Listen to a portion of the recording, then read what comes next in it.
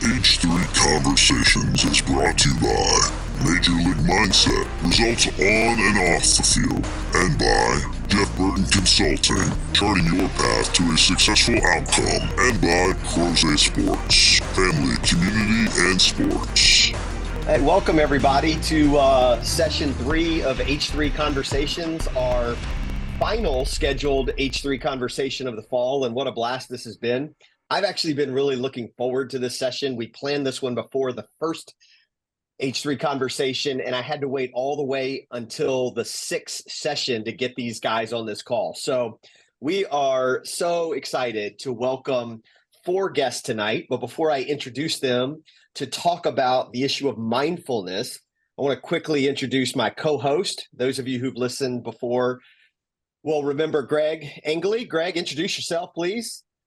Hey guys, happy Thanksgiving, and this is a blast. This is going to be way less of you and I talking on this one. I am actually interested in so many different capacities. I'm the head of the school right now, and I'm really focused on mindfulness. And so this is going to be an exciting evening listening to these guys. I know Jeff through baseball recruiting for my son, who's at Rhodes College, and I actually told Coach Cleanthes at Rhodes I was part of something like this tonight, and that I would possibly be following up with Peavey project as an idea maybe for Rhodes baseball to take on. So that's the passion I have for this already. And so I'm going to let all of you guys introduce yourselves, because I couldn't start with Mr. Cuddyer, because I think I probably heckled him in the San Francisco Giants.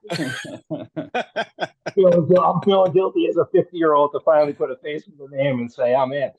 Sorry. So why don't each of you guys start and introduce yourselves, and we'll jump into what we're doing, but let's hear who we're talking to, and then I'll let Jeff kind of kick off this Peavey project and the whole mindfulness thing. So I'll let you guys do. I'll pick.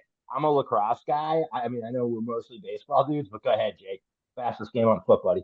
Happy to. Yeah. So I'm Jake McDonald. I am one of the co-founders of the Peavey project. I'm here in Richmond, Virginia, and thrilled to be here. Yeah. Looking forward to the conversation. Collin. Yeah. Hey guys, Collin McConaghy. I'm the other co-founder of the Peavey project here in Richmond, Virginia. And we'll get into a little bit of our background as we get talking here. But yeah, I'll kick it over to Michael.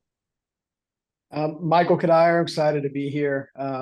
Played 15 years in the major leagues. This past year, I was the manager for the 18U national team, and this is a subject that's pretty near and dear to my heart. So excited to be here. Thank you. Yeah. Evan. Hey guys, Evan Justice here from Richmond, Virginia. Played college baseball at NC State, and now I'm with the Colorado Rockies organization and made my major league debut in August this year.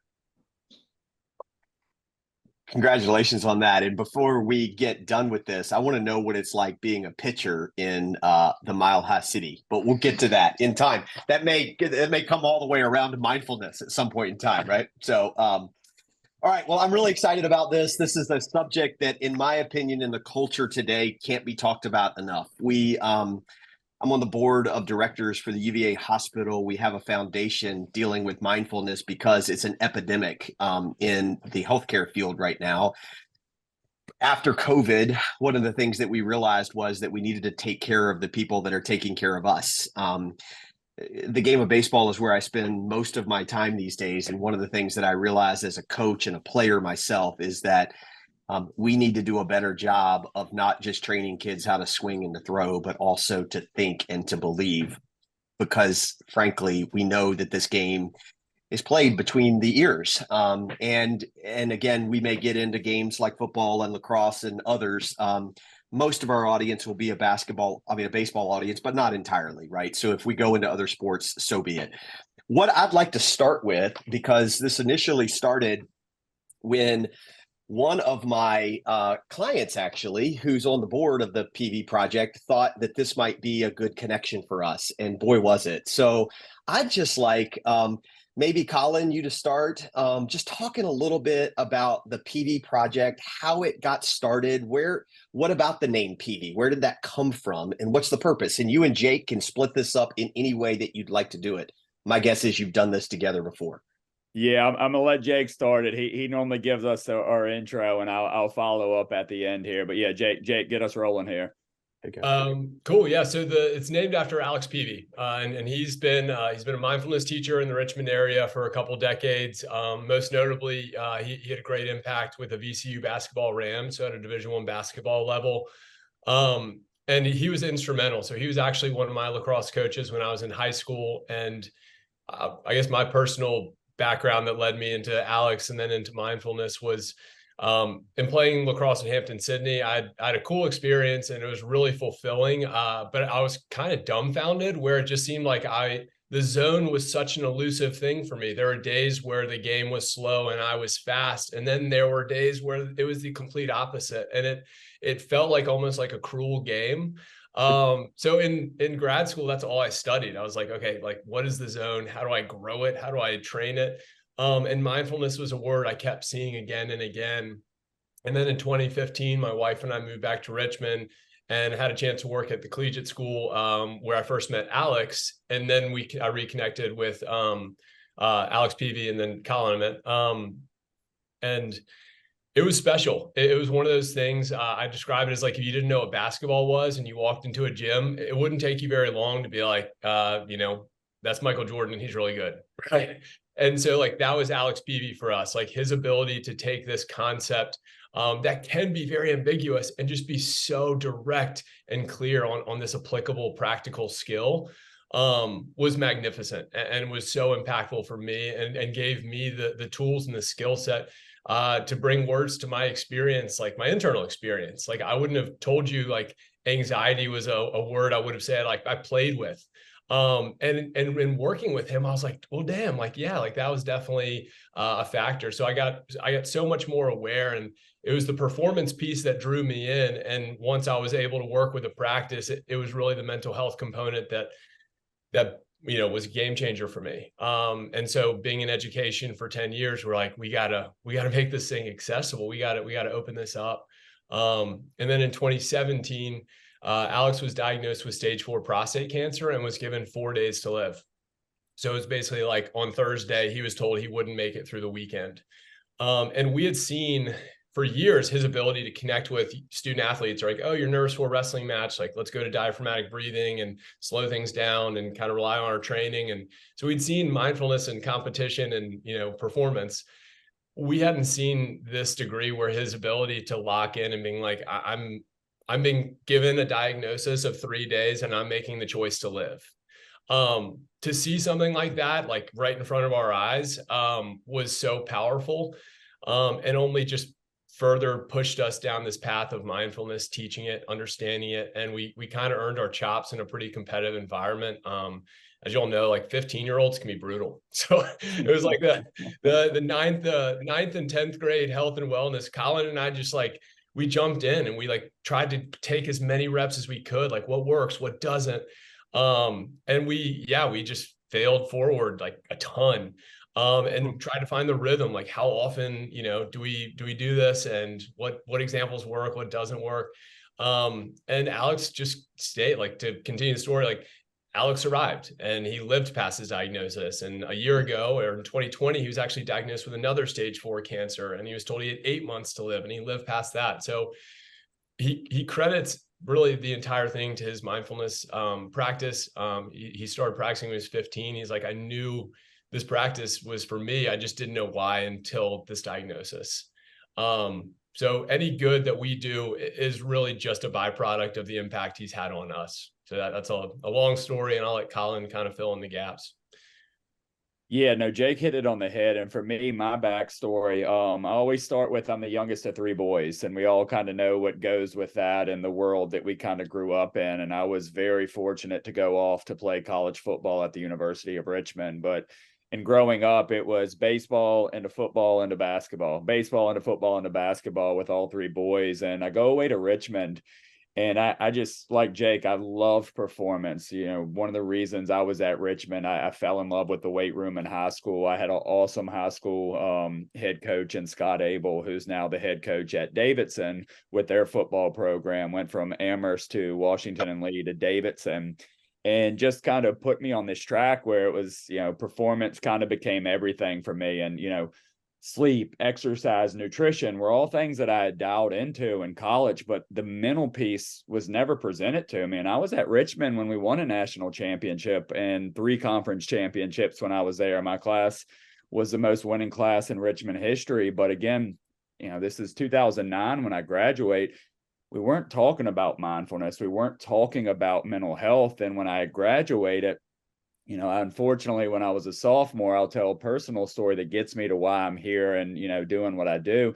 I lost my oldest brother, who, suffered from mental health conditions, which they probably didn't diagnose at the time. And then it turned into some addiction things. And then, unfortunately, he committed suicide. And for me, I went right back to football. It was all I knew. It was, hey, bury your brother. And then 2 days later, you're right back taking exams. And 2-3 years later, it catches up with me. I'd never dealt with capital T trauma before. And I start getting anxious and I'm like, what's going on? Like, I've been able to do any and everything my entire life. Like, what's happening to me? Like, am I dying? What are these feelings? And again, I'd never been able to name them my entire life. And as I graduate and I get to collegiate, I'm a certified strength coach at that point. I'm coaching football and everyone's like, you got to meet Alex. Like, I know you love the performance side. I know you love the weight room. You have to see what he's doing. And I say this and I don't say it lightly. I'm being serious. I look at Alex as kind of like a lifesaver for me. I mean, in a time, one of my, say darkest times where I'm dealing with these things and not knowing what's going on. I'm young, I'm married, I'm working for the first time. Football is no longer something that I'm doing on a daily basis, but now I'm coaching and I'm in it in a different light.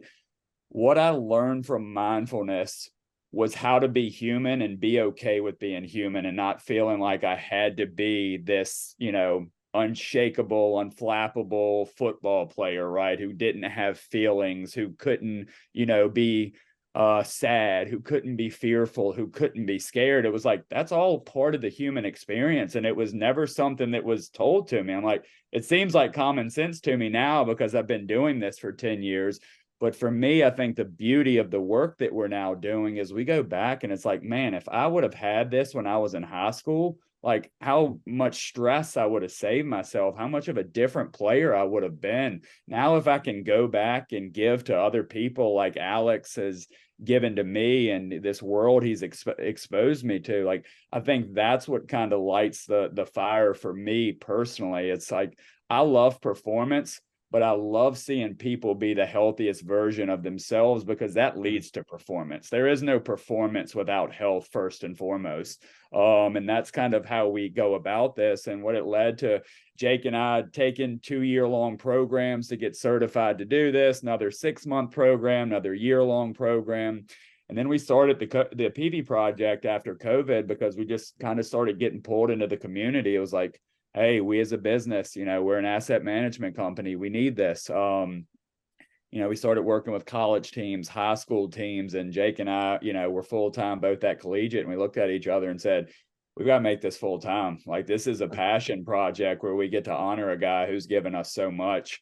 So a couple of years ago, we said, let's do it. Let's jump out. Let's make this full-time. And, it's been amazing. We've served, 2 years, just under 10,000 individuals. You're talking 50 teams, a whole bunch of organizations that we've worked with.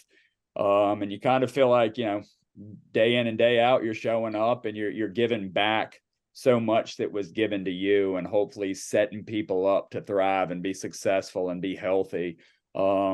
And again, as I said, understand what it means to be human, because so many of us don't know because society tells us we have to be this way. Oh, and especially, a male athlete growing up in this world, you can be nervous before you get into the batter's box. That's okay. It's your body telling you something's getting ready to happen. And you learn to work with that. You learn to breathe into that and walk into performance. And that's the fun part of what we do, is we give skills and we give a toolbox to individuals we're working with, but then we get to go on a very deep individual level as we work with folks one-on-one. And it's just rewarding, passionate work. We're living our passions right now is what we like to say. That's awesome.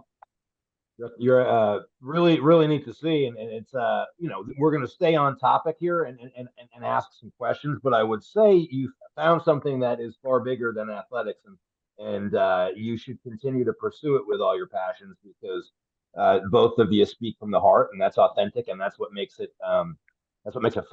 Is like you're clearly doing something.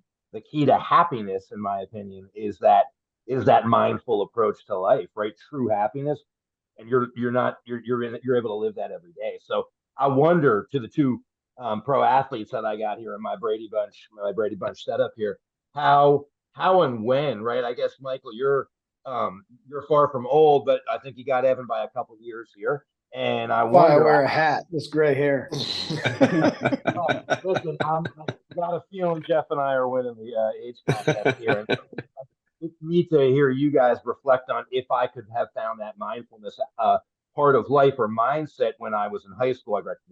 Hey, I'm 50, and I'm like, man, I wish I could not only look back to high school athletics as where my like I played club lacrosse, but we stopped there. But like I in college, but I would say if I could look and trace back to how I handled my first performance review at a job that I was disappointed in, how I handled aspects of relationships in my life, and so really cool at your guys' age. Neat to think, and now to think how it's going to spread is super cool. So I guess Michael, we're kind of I hear this and it inspires me from a redefining of masculinity too. And I wonder, in the world you guys were in now with professional athletics, where does mindfulness come in? Where in your career did it start to become something that was pertinent or relevant in your life that you were open to? Sure. Well, hearing Collin talk about being okay to be human, I think that's what really speaks to me as I've gotten out of, as I've transitioned out of being a player, being retired for 8 years now, and I'm able to pull layers off of my career and understand how often I did struggle, right? And how often mentally I was. I mean, I was anxious before every single game. There's no question about it. Every single time I stepped in a batter's box, and I you have to learn on the fly because it wasn't almost. I don't want to say it wasn't acceptable to talk about it, but it just wasn't talked about. You didn't talk about with your teammates, man, I'm nervous for this game or this. I hated opening day. I hated opening day because opening day for me was just 162 unknowns. I didn't know what was going to happen now for the next. Am I good enough? Can I do this again? Can I keep it going? And I say to everybody, for me personally, one thing I regret is not journaling more when I played, not just being able to get things off of my mind, off of my chest. And so it just didn't cloud my brain and constantly think about things all of the time. I think it would have saved me, as Collin said, a lot of stress. And I remember back in 2005, distinctly, 2005 was a point in my career where I was hitting my first year of arbitration. And if anybody doesn't know how it works in professional baseball, that's when you start getting paid. Essentially, you're off of your minimum salary now. And like we know, in the way the world works, once you start getting paid, you have to produce. And if you don't produce, especially in baseball, it's really quickly that career can unravel. And basically you're looking for a job. And I struggled in 2005. It was the first time I had a chance to play every day. And I was putting so much pressure on myself, and I didn't really know how to deal with it because everything I looked at was, man, I've got to hit 300 this year. I've got to hit 25 home runs. I have to drive in 75 runs, or else I'm going to get non-tendered at the end of the season and I'm not going to have a job next year.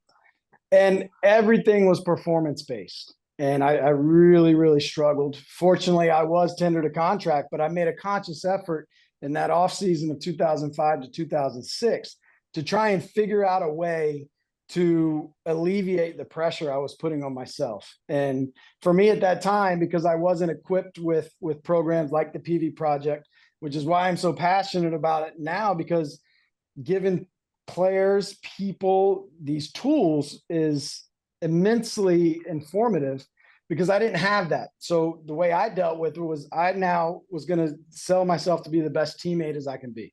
right? And I was gonna think about others. I was gonna think about the ushers when I walked into the park. I was gonna wave. I was gonna put myself in a mindset where I was grateful just for being there. And I think as a professional athlete, that's taboo to say I'm grateful to just be there, because you automatically associate that with contentment. And I wasn't content, or I was content, but I wasn't complacent. And I think that's a big distinction to make. And I think understanding that it is okay to be content, and it's not going to lead to a world of being complacent. You're still going to work. You're still going to try and get better, but you're happy with where you are. I think that's mindfulness. And that allows you now to alleviate a lot of the pressure that you put on yourself to go out and have to perform. And I think that starts for me a lot with gratitude.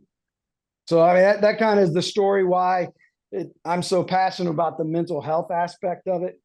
Fast forward to 2013, when I was with Colorado, is when I really started to learn how the performance aspect of mental health, mental awareness, mindfulness would come in and elevate your game to another level. And it's subsequently worked out where I won a batting title and was able to learn different techniques to be able to do that, which is why I'm curious to hear what the Peavey project teaches and the techniques and the toolbox, so to speak, to give these players. And Let's that's talk. like, yeah, Ahead, that's insane to me that like 8 years in, like, you know, the batting title, like it helped you. So cool that it helped you at one point to give yourself a better mindset just for the day-to-day life of being a professional athlete. And then later in your career, once you realize that as you said, contentment, that it then played another role in increasing your performance. Yes. Which is just like, man, I love that. double. I love that. Yeah, it's awesome. Hey, I'm really intrigued because even though there's not a whole generation between you, Michael, and Evan, there's enough time here that Evan grew up in a slightly different age. When we were talking about this more, I'm actually reminded as I hear you talk back to when the movie The Natural came out. Do you remember when Roy Hobbs got in a batting slump and they had that guy up in the front of the room? Collin and Jake, you have to have watched this movie at some point in time, but there's a scene that was from back in the 50s, right? And you know, it's wow, whatever. We're in a much different age today, right? So Evan, you grew up in a world at collegiate. I'm assuming that's when you got introduced to these guys. And so you started building a toolbox relatively early in your life. I'd just like to know a little bit about that and how you've utilized that through your college and now the beginning stages of your pro career. Yeah. So obviously collegiate is the bridge between Alex Peavey and I, and he was the first one that introduced me to this topic of mindfulness and this concept, and getting to know what that is, and you know, everything that comes with that, and the mental aspects of, you know, sports performance. I feel like getting to know that early during my time at collegiate provided me with an advantage, you know, moving forward to college and then, you know, now to professional baseball, because like some of the guys here have touched on, you know, it's becoming more popular, but I don't feel like even when I was growing up, it was talked about that much until I really started to, you know, get older and get more experience in the game. And so, like I was saying, I met Coach Peavey. He introduced mindfulness to me in a basketball setting first, because, you know, that was my first passion, was basketball. And he was my high school coach for my sophomore and junior year. But him having such an expertise in the field, I think was just huge for me and, you know, my development. I think, you know, I was very gifted physically, being a 6'4" left-handed pitcher, you know, with a good arm. I mean, I won't, you know, say that didn't play any part of where I am now, but I am very, very grateful for having that foundation of the mental aspect of sport. It was just absolutely instrumental in my development. and has really helped me get to where I am now. Okay, so I want to challenge you just a little bit, and I love that. But I want to know more specifically, like when you first started hearing this term mindfulness, and we talk a little bit about toolbox. And Jake and Collin, I'm going to come back to you guys and talk a little bit about how you empower student athletes with the tools. But I'm just wondering, if you go back to the very beginning, Evan, what were the first things that you remember hearing, and how did they impact you in a basketball game, when you're standing at the foul line ready to win a game, or when you're getting nervous before opening day? Or how specifically did you feel like it played out in your life? When I think back to learning about mindfulness and what it means to me, I really think about the term self-awareness. And that is something that Coach Peavey played a huge role in teaching me, was self-awareness. So that's one thing that, I heavily associate with mindfulness, is the self-awareness aspect of it. It's always being present.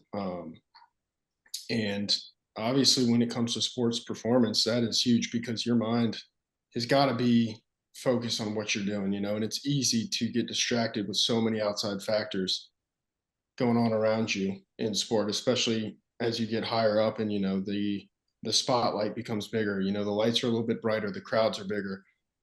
All of those factors make it more difficult to focus, which can lead to, a hindering performance. But then you really circle back to self-awareness and focus on what you're doing and being present in that moment. I love that.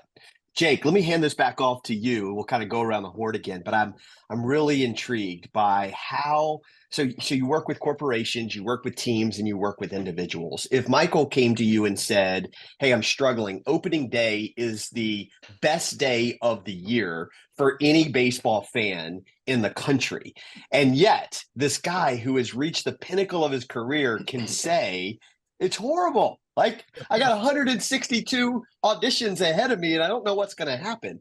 And I just wonder, how do you take a real life circumstance like this and equip young athletes with the toolbox to be successful?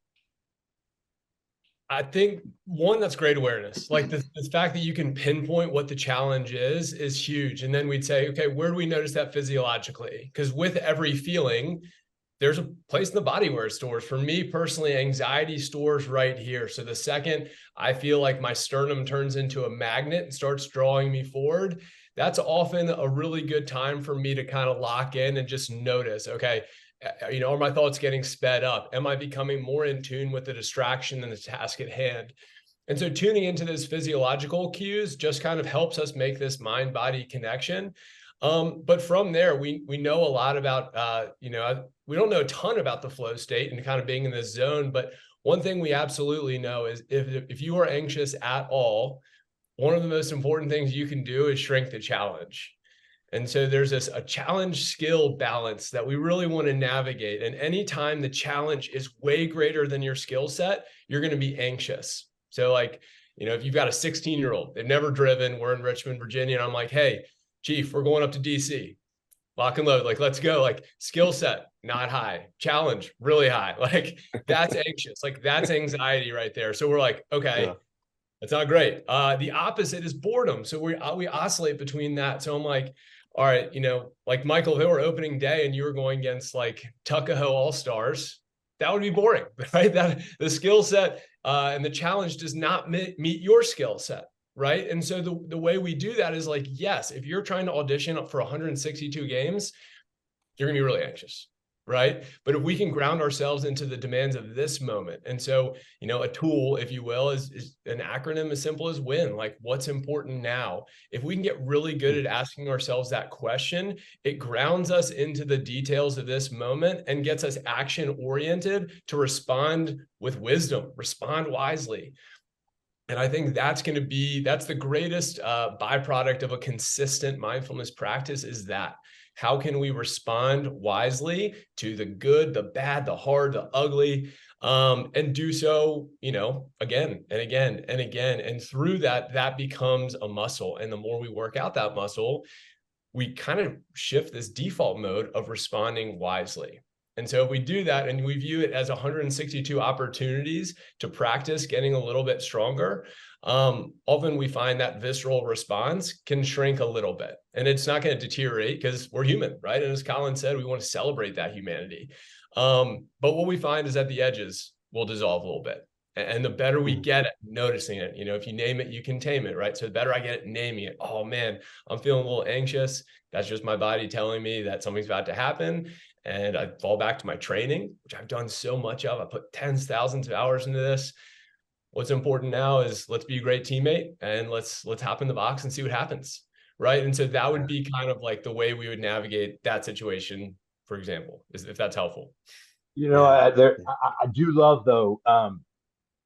That mindset's great. I love one thing that you said, and then Collin, I wanted to ask you. I've been writing a ton of stuff down, but I wanted Collin you to follow up a little bit with this idea of failing forward, because I loved hearing that, and I thought maybe you could give me some senses on how you work with that. But I did want to just say, Jake, what I do love is there's a key piece that you put there in the end is that you revert back and rely on your training, right? And I oftentimes, want to remind young people, you can be as mindful as you want.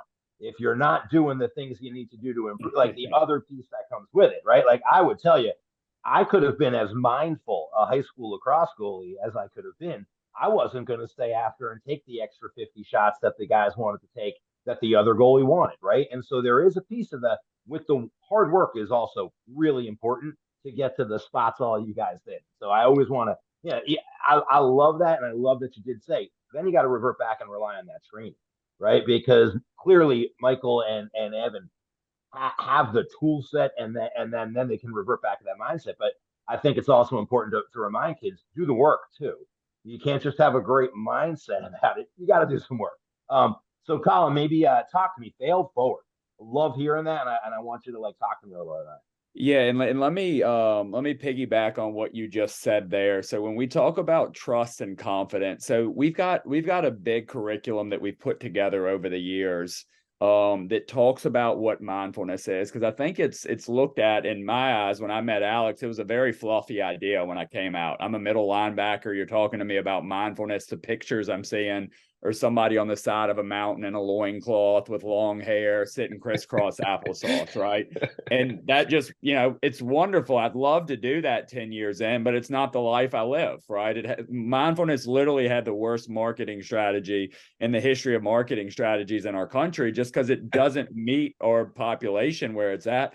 And that was the beauty of Alex, is he took this idea that had a horrible marketing strategy behind it and he made it so tangible. And for us, that was the secret sauce that is Alex. It's like, this dude's talking really deep, but he's given me something that I can take and I can leave here and I know exactly what he's talking about.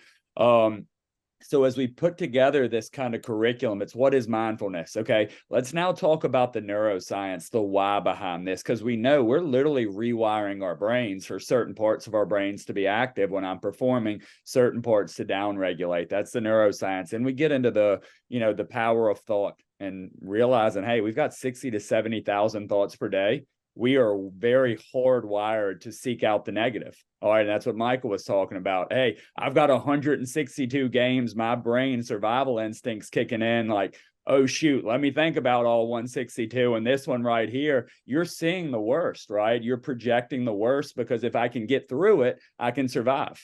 All right. And that's what you're going into survival mode there. And then we talk about emotions, but then let's bring it back to what you talked about here. And it's like, how do I fail forward? And we talk about trust and confidence. And if Michael's there and he's coming to me with that situation, it's like, hey, opening day is coming up, man.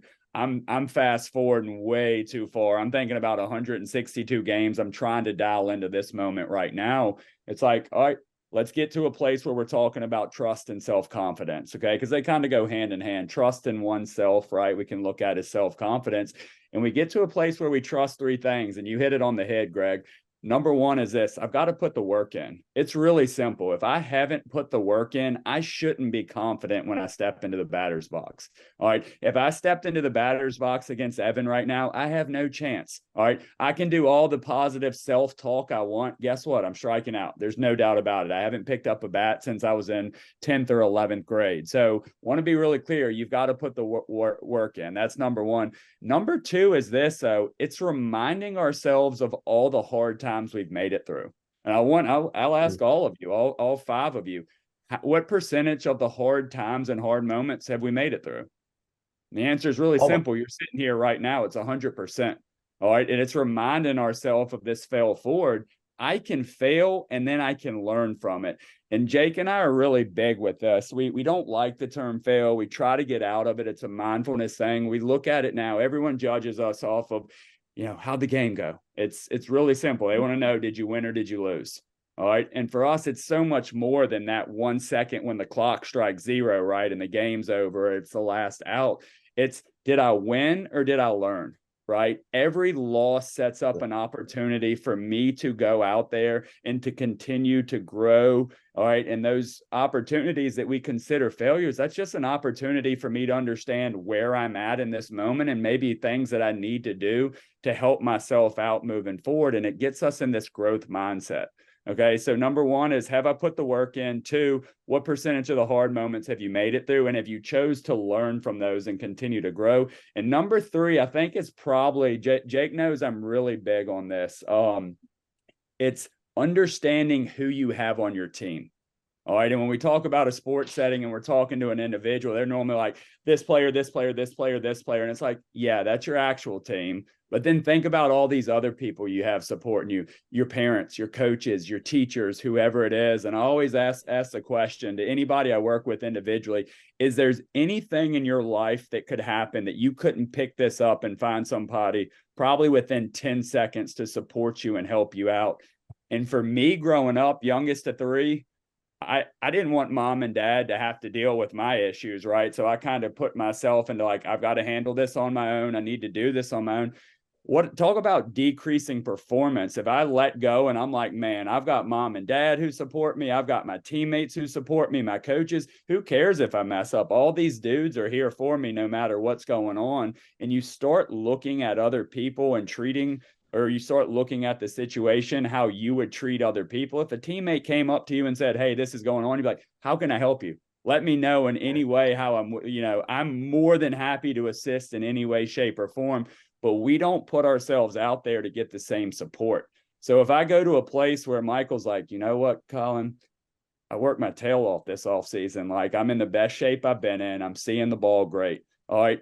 I've learned so much. I'm continuing to learn no matter what's going on. I'll either go out there and I will execute at the plate, or guess what? I'm going to learn each and every pitch, each and every at bat, what's going to make me better the next time around. And I got a whole lot of people supporting me no matter what's going on. That's failing forward, right? That puts us in a mindset that we're trusting ourselves, we're trusting our team, we're super confident. And no matter what happens, we continue to grow. And that's the beauty and like being human, right? What more can you ask of yourself? What more can a coach ask of you? And I'm a coach. I can't ask anything else of my kids but to go out and do that on a daily basis. And to even break it down even more, attitude and effort. You go out there and sell out and give it everything you have in that moment, right? There's some stuff we got to do before that we talked about putting the work in and stuff. But in that moment, Michael, you give it everything you have. All right. You do it with a good attitude and you keep learning and growing and being a great teammate. I can't ask anything else of you, and you can't ask anything else of yourself either. It's the reality of it, right? And that puts me in a space where hopefully I can take a deep exhale and just go out and let my work just show itself there in the plate. Great. I love that. I love that. Hey, one of the things that I follow you guys religiously on social media. So if anybody's listening to this and doesn't, your daily shots of wisdom are really, really good. And one of the things I was reviewing today was this 90 days of gratitude. Kind of, you need to sit down and write down 3 things. And I think, Jake, you were talking about this one, if I'm not mistaken. And the first day, you're going to talk about your mom and your dad and your kids or whatever, but you can't repeat things over 90 days, right? So at the end of 90 days, you're getting to some really fine stuff. And maybe that's, Michael, what you were kind of experiencing. You may not have journaled, but if you're walking into a stadium and you're thanking the ushers, you're showing gratitude. And it seems to me that puts you in a much different place to slow your heart rate down and actually enjoy the moment a little bit more. I'd love for you to talk a little bit about that, because you strike me. I've known you for less than a year, but you strike me as someone who is an anomaly, who's come out of a world that you've come out of, where the world kind of looks at you and envies you for what you have or what you have done, and yet you have maintained a heart of gratitude. And I just think that's really, really impressive. So I'd love to know a little bit more about that as it relates to you, Michael. Sure. Well, there's a Kenny Chesney song, "We Didn't Get Here Alone," right? I mean, none of us get to where we are going by themselves. I mean, we'd like to think we are. I like to think that, yeah, I just came out of the womb. I was destined to be a Major League Baseball player. I did everything. I worked hard. I mean, I needed somebody to throw me a ball, even in a game. I needed an opponent to play against. So, there's things to be grateful for everywhere you look. And one of the mind shifts I made when I had performance was, I need this pitcher to be pitching. I need him to be good, because if he wasn't good, then I wouldn't have a job. Because if none of us were good, then there wouldn't be professional baseball. If the stakes weren't high, then nobody would be watching this game right now. So those are little mind shifts that I was able to make when I started learning how to now turn mindfulness, mental wellness into performance-based. Was I was able to shift the things and look at opponents now as my chess pieces. I needed this guy. I needed Clayton Kershaw. I needed CC Sabathia. I needed them to be at their best, so I can now show what my best is. And instead of being fearful of them, I was appreciative of them now. And it was those types of things that really helped me. And then what also really helped me was self-talk. And, baseball players, because you talk about, you hear everywhere you go, it's a game of failure. It's everything you ever hear. Baseball is a game that you fail 7 out of 10 times and you're in the Hall of Fame. It's blah, blah, blah, blah, blah, blah, blah, right? So you're just beat up with, you're expected to fail. And I had to flip that script. And Walt Weiss in 2013 had a speaker come. Walt Weiss he trained in MMA when he was a player. And when he had one of his MMA guys come in and talk to us in spring training, and he said when he was getting himself ready for a fight, he would sit in the bathtub 6 weeks out. And every single day he'd sit in the bathtub and he'd start at 100. And he'd close his eyes and he's counting 100. He says, "I'm the baddest dude on the planet. 99, nobody can beat me. 98, nobody has outworked me. 97, I'm the baddest dude on the planet." He went all the way down to 0 every single day. I didn't take it that far, excuse me, but I would starting in that year in spring training, I would be in right field and be like, there's nobody out here that's worked harder than me. There's nobody out here that's prepared more than me. There's nobody out here that deserves success. And I think as baseball players in particular, you don't feel like you deserve success, because especially if you go, like, if I had a week where I'm 8 for 20, I'm expecting the next week to go 2 for 20, because the law of averages says I'm only going to hit 280 no matter what. Well, no, that's not true. That's my mind telling me what my limitations are and what I'm expecting. I now can go out there and I put in just as much work as those pitchers. I deserve to go 8 for 20 next week as well. And that mindset in that 2013 year, unfortunately, it was 2 years before I was done playing, but that mindset allowed me to go out there and it was the first year and only year in my career I didn't have back-to-back offers. So I didn't go back-to-back offer games because I told myself I didn't have to go back-to-back offer games. I didn't have to fail.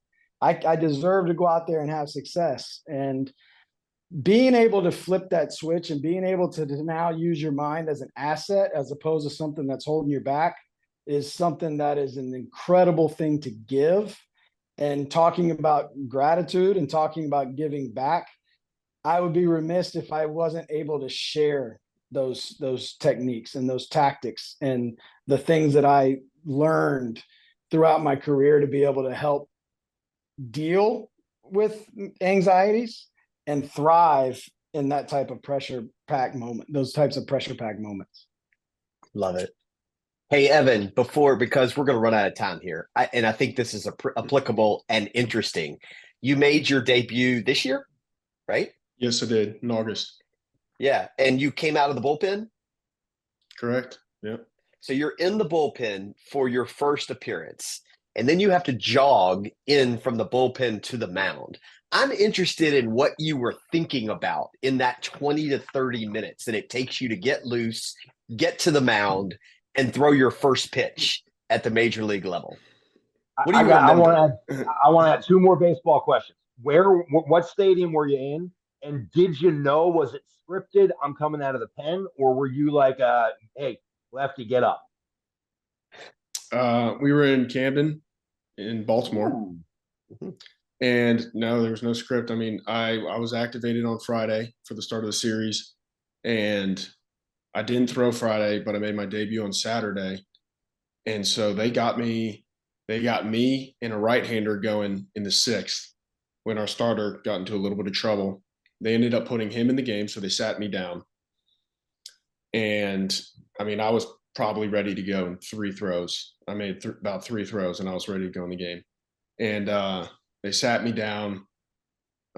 We come up to bat, and Baltimore goes out, and they have, I think, 2 pitching changes that inning. At that point, they had already told me, hey, Justice is in.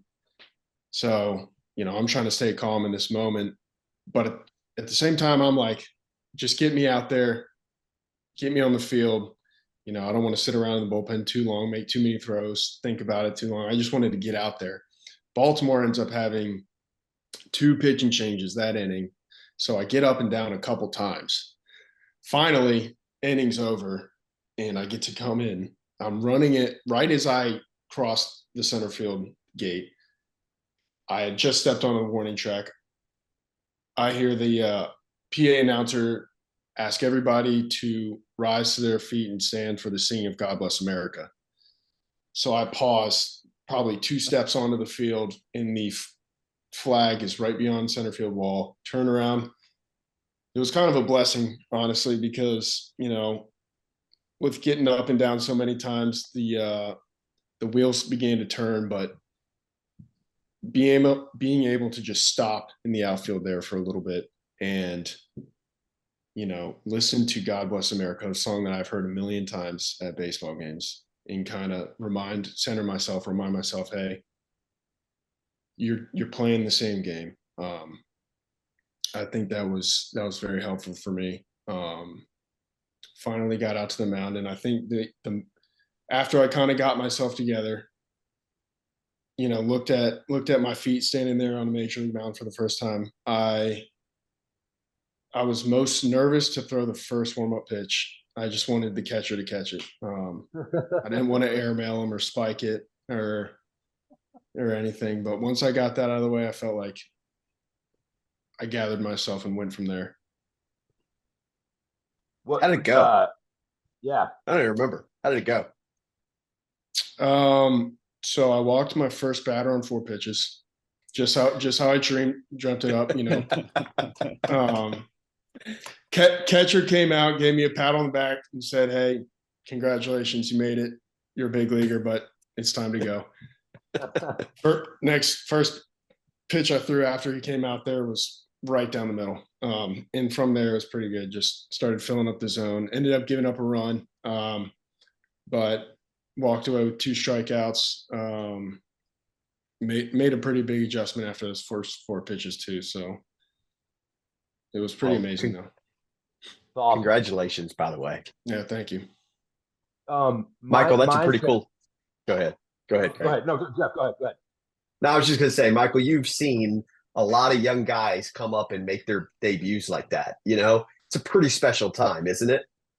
And I would imagine it's not uncommon I mean, you hear about the guy who hits the home run in his first at bat periodically, but it's probably a whole lot more common for the guy to throw 4 straight balls when he first makes his debut, would be my guess. No doubt. No doubt. Absolutely. Way to turn it around. I mean, you were the Special. baddest man on the planet. Nobody had outworked you, right?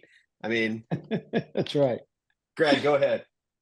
No, I was just gonna like in the baseball mindset, just ask you how difficult was it to, you said the mind starts turning, get up, sit down, get up, sit down. I mean, you're hoping once you hear your name, you're hoping for probably the 3 ground outs to second base, let's get on the bump. If you were in that position, if you could give a young player a piece of advice, like one piece of baseball advice, as you're the active pro on the on the Zoom right now, what's the piece of advice? Whether it's coming up at the in the big at bat at that moment that means a lot, or whether it's like, hey, I'm gonna like I'm it's my at bat and the pitcher is now the coach is gonna make a change, or I'm ready to step on the mound and I have to wait. What was something that maybe you did, like a tool you had or something you tried to calm that mind down or just change it? I mean, if I could give a piece of advice to somebody going through that experience for the first time, I would just really try and preach to them, just believe in yourself. You're here for a reason. A lot of people have done their homework on you. They didn't just pick your name out of a hat. So believe in yourself and why you're there and everything it took to get there. Stick to your routine. That would be the biggest piece of advice I could give to somebody, or tell myself if I was back in that moment.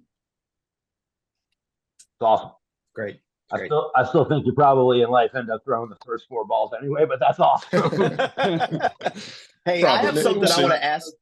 Yeah, I have something I want to ask Jake and Collin before we lose the opportunity. So, my wife is involved with something at UVA, the UVA hospital called the Wisdom and Wellbeing Clinic. And one of the projects that they work on is training people to help other people. And one of the things that I saw on your website, and I'm going to read this if it's okay, it said, when starting the Peavey project, Alex was adamant that we commit ourselves to serving the Sarahs of the community, the helpers, the community champions, the teachers, nurses, patients, parents, first responders, other nonprofits, so many others who commit themselves to serving others. And I'd love for you guys to talk a little bit about that, because you're 2 people and it's a big world out there. And there are lots of domains that need to be thinking about mindfulness, not just collegiate sports or the 50 teams that you're working with right now, but we need more people like Michael and Evan out there talking about mindfulness so that others can feel like it's okay to be human. And I just wonder kind of a little bit about that in your practice. And where does the name Sarah come from? Go ahead, Jake. Sarah is Alex's wife. And help the helper is really a basketball term. So, if we're all playing defense together and I've got Collin's back, he's on the ball, and I go to help, who's got my back? Right. And that's a very critical part of any team defense is that's what makes the team work. Right. Within a community, we have the same thing. Right. We just call them different things. Right. They're teachers. We're looking at an education battle right now where it's really hard to retain good teachers. We're looking at police officers who are going through a really hard time. We're looking at other nonprofits that are seeking to do good, that are almost running out of oxygen. It's like they're the giving tree kind of getting towards the stump. So for us, Alex is like, look at Sarah. Like, what Sarah is doing is she is my primary caretaker and she's raising our kids and she's like putting food on the table. Like, there's so many of people like Sarah and there's so many helpers in our community. We need to orient ourselves to be of service, like be an oxygen mask for others in that way. And so we were very, being coaches, we were very in tune with the student athlete mental health piece, but the Help the Helper initiative has been, equally as special, and something that Sarah has helped us develop and cultivate. And honestly, like that she's the CEO of that domain, like that is what she does.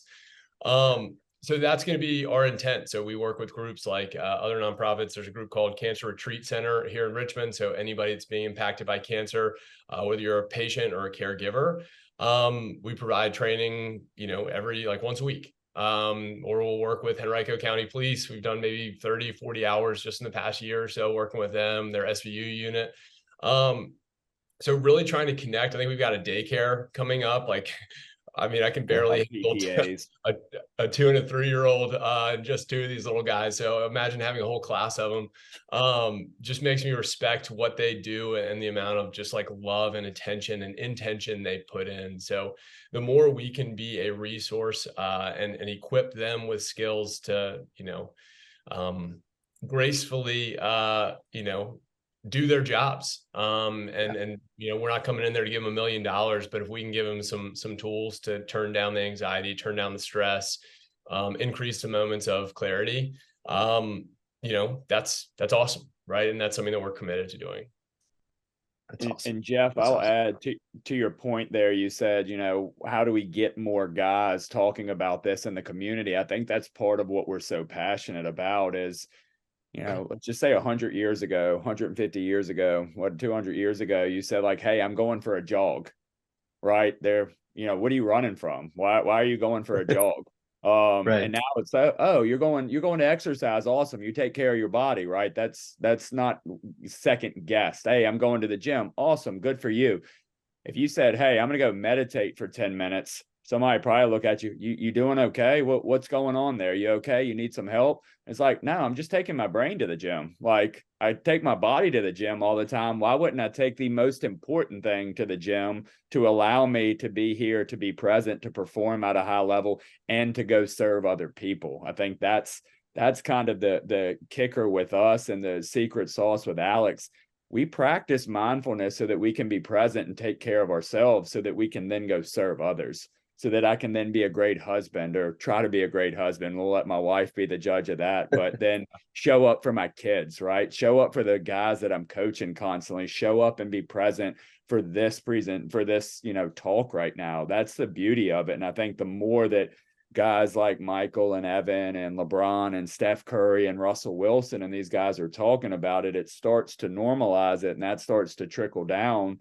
And hopefully there's folks that can provide the proper training and, the access to meditation and the different things that allow you to practice mindfulness so that folks can start to see the benefits a lot earlier than, hey, I'm in crisis mode right now and I need something, or, hey, I'm going off to college and I'm really struggling. We want to see this as a proactive mental health tool, just like we see physical fitness as a proactive mental health and physical tool. It's in our book, it's the same thing. Yeah. Super cool. Super cool convergence. I think you're doing it at the right time. And I think you nailed it. And the impact that I think you guys can make is huge. I spent the afternoon on an hour-long podcast with 2 Richmond-based educators who have started like a mindfulness podcast for educators and for the world of education. And it was remarkable. It's remarkable how they're running parallel.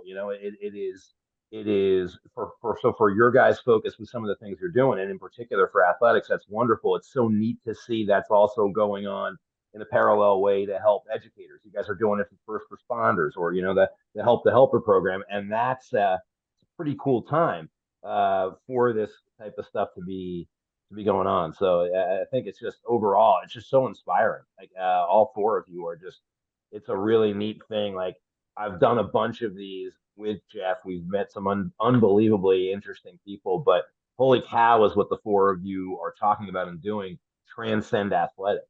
It's just one of those, as a guy running a school, I'm left with, I have notes to go back and work with my faculty on some of this stuff to kind of have them do. And so, again, it's awesome. It's endless where this could go. And sometimes that's like I can feel my chest getting pulled now because I'm passionate about it. That's right. There's 1,000 things with this. No, I can focus on my kids at my school, right? Like that's my 162 game season this year. But just awesome, absolutely awesome. And Evan, a quick question: what percentage of guys would you say you got a 25-man roster on the major league level? How many guys right now on the average team would you say are thinking about this stuff or have that or focused on mindset work? It's hard to put into a percentage. I would say at the big league level, it's definitely more of a focus, just because it's the highest level there is. The performance aspect is so demanding that guys are looking for any method possible to perform the best they can. And obviously, the mental side of it plays such a tremendous role in all of it that people are very, very aware. Can you imagine, though, if you're going to be part of a generation when you're eligible to go in the Hall of Fame, that you're going to go in, you guys will go in as a generation of mindfulness, because the game has grown from I'm part of, I watched a lot of guys that got their advantage by probably taking advantage of things that weren't legal necessarily, right? And so that's a stigma and an asterisk on it.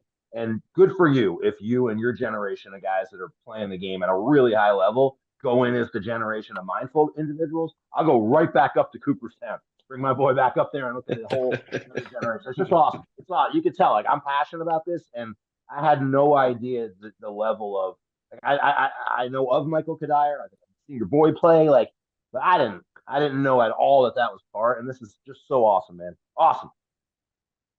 Michael, by the way, Greg was the voice in the press box when Casey participated in our showcase last year. So that's what he's referencing. Guys, we are right at the hour mark, and this happens every single time we do this. I feel like we could go 3 hours here. I mean, each of you, we went around the horn 3 times, I think, and I'd love to go around the horn 10 times. But that just means we got to bring you back at some point in time.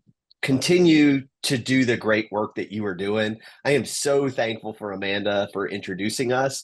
I have no idea where most of these conversations are going, but I know that because we're talking about it and because we're focused on making the world a little better place, making us all a little more human, bringing humanity together better, I am convinced that our paths are going to overlap here.